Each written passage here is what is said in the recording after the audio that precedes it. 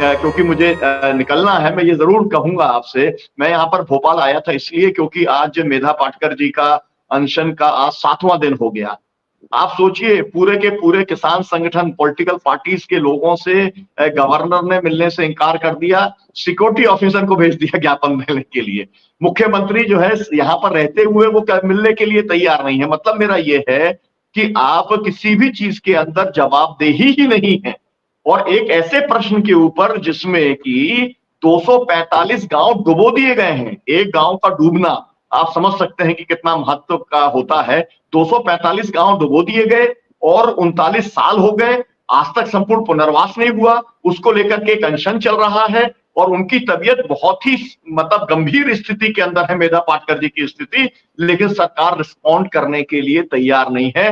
मतलब कमिश्नर जाने को तैयार नहीं है, एनसीए के अधिकारी जाने को तैयार नहीं है, दिल्ली के अंदर लोग दबाव डाल रहे हैं, हर स्तर के ऊपर कह रहे हैं। तो मैं ये कहना चाहता हूं कि जो एक लोगों से कंसर्न होना चाहिए, वो कंसर्न इस सरकार का, भाजपा की सरकार का, चाहे वो सेंट्रल गवर्नमेंट हो चाहे वो स्टेट गवर्नमेंट हो, उसका नहीं है। वो सेंसिटिविटी ही नहीं है कि उन्हें लगे कि भाई कोई सीरियस इश्यू आया है तो हम लोग जो है let us talk round the table, है ना, हम लोग बैठ करके उसके बारे में बातचीत करें और उसका कोई हल निकालने का काम करें। अब मैं ये कहना चाहता हूं, इसके अंदर मेरा प्रपोजल ये है कि इसमें पॉलिटिक्स नहीं होनी चाहिए। ये एक बड़ा क्राइसिस वाला सवाल ये बन गया है, परीक्षाओं को एक जवाबदेही से, ट्रांसपेरेंसी के साथ में लेने का, जिसके अंदर इस तरीके की जो एक लीक वाली बात है और एक तरीके से बड़े घोटाले के तौर पर है, ये ना हो। इसके अंदर ऑल पार्टी एफर्ट करने की जरूरत है और इसीलिए मोदी जी को मुझे लगता है कि इसको लेकर के ऑल पार्टी मीटिंग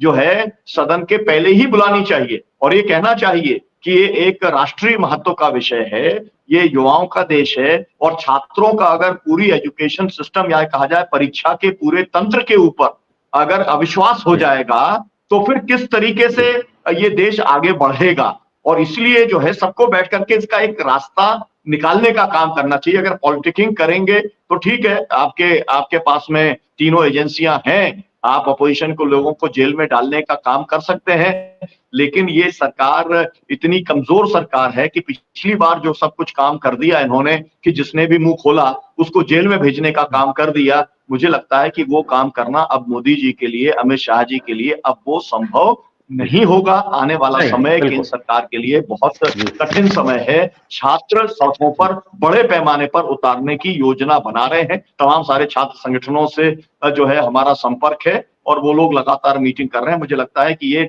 ऐसा इशू आमतौर पर होता है कि समय के साथ अपने आप खत्म हो जाता है, ये इशू खत्म होने वाला नहीं है, ये आगे जाने वाला है जब तक कि प्रॉपर किस्म का एक इस तरीके का एक मैकेनिज्म ना बन जाए जिससे कि छात्रों के भविष्य के साथ जो खिलवाड़ हो रहा है वो बंद हो सके।